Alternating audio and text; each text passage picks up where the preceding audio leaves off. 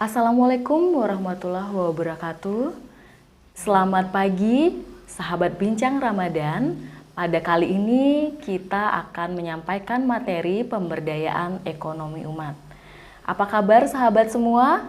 Semoga semua dalam keadaan sehat. Nah, pada pagi hari ini materi akan disampaikan oleh Bapak Ustadz Herman Effendi, SPD. Untuk itu, nanti waktunya akan saya persilakan. Apa kabar Bapak? Alhamdulillah sangat baik. Iya. Untuk materi yang disampaikan pemberdayaan ekonomi umat, betul Bapak? Iya. Untuk itu saya akan persilakan waktunya untuk menyampaikan materinya. Ya, terima kasih. Assalamualaikum warahmatullahi wabarakatuh. Selamat pagi semuanya. Mudah-mudahan sahabat Ramadan selalu diberikan kesehatan, panjang umur dan keberkahan tentunya. Dan mudah-mudahan kita semuanya bisa menjalani ibadah ini dengan baik. Akan saya sampaikan mengenai materi pemberdayaan ekonomi umat. Ekonomi umat adalah upaya untuk meningkatkan kesejahteraan masyarakat melalui peningkatan kemampuan ekonomi sehingga bisa melepaskan masyarakat dari kemiskinan dan keterbelakangan umat. Jadi di masyarakat ini sangat perlu kita mendapatkan upaya-upaya dari pemerintah untuk turun ke bawah, untuk mendukung dan mensupport adanya ekonomi yang ada di bawah, khususnya seperti UMKM dan kerajinan-kerajinan kecil. Intinya bagaimana cara kita memberdayakan mereka sehingga ekonomi mereka sedikit demi sedikit akan terangkat sehingga menjadi pengusahawan yang sukses. Di sanalah kita dalam pemberdayaan ekonomi tujuannya kan untuk memberantas, mengangkat kemiskinan sehingga kita tidak terlalu mengulurkan tangan kepada pemerintah atau kepada orang lain. Sehingga dengan ekonomi yang kita kembangkan step by step akan meninggi sehingga kita menjadi owner di perusahaan itu sendiri, sehingga kita bisa memberikan kecukupan ekonomi kita sendiri, lebih-lebih kita bisa memberikan manfaat kepada orang lain. Maksud dari pemberdayaan ekonomi di sini juga perlu dikemukakan tentang pemberdayaan itu sendiri. Jadi masyarakat dikatakan berdaya jika memiliki salah satu lebih dari beberapa variabel, di antaranya memiliki kemampuan. Jadi masyarakat itu harus memiliki kemampuan untuk memenuhi kebutuhan dasarnya sendiri dan untuk perekonomian yang stabil. Contoh, kita sekarang angkat yang namanya pemberdayaan pengelolaan kerupuk. Kita awalnya memang kita beli satu packing yang anggaplah kita maksimalkan sekarang 10 kg kerupuk kering. Kita goreng dan kita kemas dengan bagus, kita kasih label dengan bagus dan kita pasarkan kepada pasar atau toko-toko kecil sehingga per bulannya kita akan tahu peningkatan kinerja kita di dalam usaha itu. Sehingga di setiap bulan kita punya hitung-hitungan yang namanya kenaikan dari produksi yang kita bikin dan hasil yang kita peroleh dalam sebulannya. Itu yang pertama. Yang kedua, harus memiliki kemampuan beradaptasi dengan perubahan lingkungan. Jadi kita harus bisa beradaptasi dengan lingkungan. Apa sekarang yang dibutuhkan pasar di bawah? Setelah kita mengembangkan contoh yang tadi kita kerupuk, kita kembangkan di usaha mikro mini, kita melihat pasar lagi. Apa yang harus kita kembangkan lagi? Sehingga kita tidak cuma mengandalkan ekonomi kita di penjualan kerupuk. Mungkin kita akan bisa kepada bisnis yang lain. Oh, kita harus menyuplai sayur-sayuran dari Jawa atau buah-buahan dari Jawa dan kita pasarkan di negara ini. Sehingga pemasukan yang dari ekonomi satu tadi pengelolaan kerupuk dan kita kedua juga punya namanya pengelolaan penyaluran sembako atau buah-buahan atau sayur-sayuran. Sehingga dompet kita sudah terisi 2 kali. Dan yang ketiga, kita harus memiliki kemampuan menghadapi ancaman dari serangan dari luar. dalam artian itu ancaman dan serangan dari luar, itu kita adalah pertarungan bisnis. Jadi istilah teman-teman di Cina, kita ngambil hasil sedikit tapi berkali-kali lipat hasil yang kita peroleh, daripada kita mengambil hasil yang besar cuman sedikit yang kita peroleh. Sehingga kita bisa memaksimalkan itu, bagaimana caranya kita tidak dimasuki dan harga kita tidak bisa dianukan sama teman yang lain. Dan yang keempat, kita harus memiliki kemampuan berkreasi dan berinovasi dalam mengaktualisasikan diri dan menjaga keeksistensinya bersama bangsa dan negara lain. Dalam artian gini, bagaimana cara kita menemukan produk-produk di dalam pengembangan ekonomi umat. Kita tidak terfokus dengan satu label aja. Contoh seperti saya contohkan kepada diri saya sendiri. Dulu saya adalah berusaha untuk menjual pulsa. Laut tambah laut, lama tambah lama, ternyata pulsa itu sudah bisa dijual belikan lewat m-banking, lewat operator semana. Jadi saya harus berpikir bagaimana saya harus bisa merubah dan mengembangkan dari ekonomi itu sehingga kita bisa berubah kepada cahaya musik.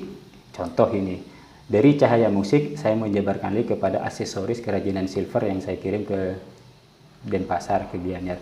Nah, di sanalah kita harus punya inovasi, tidak terpaku kepada satu ekonomi saja yang kita lakukan. Itu. Mungkin? Iya, baik, terima kasih atas pemaparannya, Ustadz. Ini yang mau saya tanyakan. Iya. Dalam Islam, pemberdayaan ekonomi umat dapat dilakukan beberapa hal. Dalam Islam, pemberdayaan ekonomi umat Islam itu dapat dilakukan dengan 5 cara. Yaitu yang pertama ya, kita meningkatkan pendapatan melalui pemanfaatan sumber daya secara maksimal. Jadi sumber daya yang kita peroleh, ya kan, yang kita manfaatkan dari hasil usaha yang kita tekuni, ya kan, kita dikembangkan, ya kan, kita kembangkan. Setelah kita kembangkan, kita terus memberikan 10% dari penghasilan yang kita dapat. Kita bisa dititipkan di sini sudah ada kantornya Basnas, itu namanya infak dari hasil penghasilan yang kita peroleh, sehingga nanti dari pengelolaan dari Basnas itu, dari infak atau hasil yang kita perolehkan, disalurkan kepada masyarakat yang membutuhkan hal itu. Mungkin seperti UMKM yang membutuhkan dana bisa disalurkan melalui kantor Basnas yang ada di negara. Yang kedua, mengembangkan sistem ekonomi umat sendiri. Seperti yang halnya saya sampaikan tadi, mengembangkan ekonomi sendiri. Jadi kita jangan terlalu berpikir saya harus punya ekonomi yang seperti ini, saya harus punya usaha yang tinggi seperti ini. Kalau kita tidak mencoba dengan ekonomi yang kecil dulu, mana bisa kita bisa mendapatkan hasil yang banyak atau punya usaha yang gede. Kita merangkak dulu, setelah merangkak kita belajar berdiri, setelah berdiri kita belajar lari, setelah lari kita memetik hasil yang kita kembangkan. Yang ketiga, mengembangkan atau membangun kemitraan usaha dengan pemerintah, organisasi, dan lain-lain.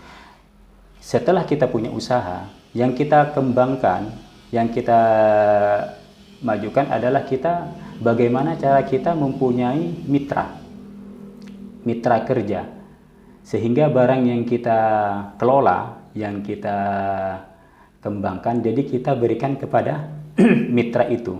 Sehingga dengan beberapa mitra yang kita ajak kerjasama, kita di sana dapat mengelola hasil. Entah kita berbagi hasil atau berapa persen kita hasil. Lebih-lebih kita bisa berkomunikasi, bekerja sama dengan pemerintah. Sehingga dana-dana APBD desa, sekarang kan ada namanya APBD desa, yang bisa mensupport ekonomi kita. Baik. Ustadz, Iya. ada yang mau saya tanyakan lagi. Iya. Strategi apa yang dilakukan dalam pemberdayaan ekonomi umat? Jadi dalam pemberdayaan ekonomi umat itu kita bisa melaksanakan strategi sebagai berikut, diantaranya kita meningkatkan kemampuan rakyat secara menyeluruh. Jadi masyarakat kita kan beda-beda, kemampuannya pun beda-beda. Contoh kita ambil sekarang di Kelurahan Lelatang. Jadi masyarakat Lelatang ini tidak satu kemampuan yang mereka punya. Mereka punya pengembangan lele, ada yang di bagian tani, ada yang di bagian perhewanan, ada yang di bagian tempe tahu. Jadi semua yang ada UMKM yang ada di Lelatang itu, kalau kita bisa kumpulkan, kita bisa mewadahi mereka. Dan setelah mewadahi mereka, kita bisa menyalurkan usaha-usaha mereka ke daerah lain. Sehingga kita bisa menghasilkan beberapa penghasilan dari mikro yang ada di desa kita tersebut. Yang kedua, kita bisa mengembangkan dan mendinamiskan potensi rakyat. Setelah kita menampung tadi, mewadahi tadi, kita harus bisa meningkatkan dan memberikan penyaluran yang terbaik. Contoh, hasil bumi atau hasil tani yang kita peroleh dari hasil panen sekarang, kita bisa sebarkan ke daerah lain. Mungkin kita bisa kirim ke Singaraja, ke Denpasar yang lebih banyak potensi membutuhkannya, sehingga potensi-potensi pemberdayaan ekonomi yang ada di desa kita bisa sangat mengembangkan. Baik Ustadz, dari beberapa hal dan strategi yang sudah dijelaskan tadi, dampak apa pemberdayaan ekonomi umat itu nantinya? Sangat banyak dampaknya. Pertama, perbaikan ekonomi lah. Kenapa kita pertama perbaikan ekonomi? Jadi ekonomi yang kita awalnya pas-pasan, dengan pemberdayaan dan pengembangan ekonomi itu kita bisa terselamatkan dengan yang namanya hidup sederhana. Karena kita sudah ditopang dengan usaha-usaha yang kita miliki sehingga usaha kita sudah berjalan lancar. Itu yang pertama. Yang kedua, perbaikan kesejahteraan sosial sama pendidikan. Jadi kalau kita tidak punya usaha untuk perkembangan zaman sekarang ini, biaya pendidikan itu sangat mahal. Apalagi biaya kesehatan. Kalau kita mengandalkan bantuan terus dari pemerintah atau dari instansi terkait, kalau kita tidak punya usaha yang kita tekuni dengan baik, maka pendidikan kita akan terputus. Contoh sudah banyak di masyarakat, anak-anak yang terlantar, anak-anak yang tidak sekolah karena faktor ekonomi. Tapi kalau kita punya UMKM, kita kembangkan, kita sebarluaskan, dengan usaha yang kita peroleh sedikit demi sedikit akan bisa mencapai pendidikan dan kesejahteraan yang maksimal. Yang ketiga, kemerdekaan dalam segala bentuk penindasan. Dalam artian kalau kita rakyat miskin, kita tidak bisa menutup mata bahwa kita akan tertindas dengan yang namanya yang kaya. Kenapa saya bilang seperti itu? Karena kalau kita tidak punya, kita tidak dipandang. Apalagi kita tidak berpendidikan. Tapi kalau kita punya usaha, kita menjadi owner, kita punya beberapa cabang usaha yang kita miliki, orang dengan sendirinya akan sungkan dan akan menjaga omongannya, tidak sembarangan. Tapi kalau kita miskin, pasti kita dianaktirikan, gitu. Itu dampaknya, Mbak.